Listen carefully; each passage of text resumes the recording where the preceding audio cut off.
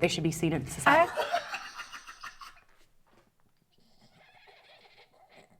It's a double standard. People inherently hate fat bodies and don't think they should be seen in society. I actually disagree with that because I do see people hating on Chappell Rowan for the way that she looks and her outfits, and there's going to be hate on both.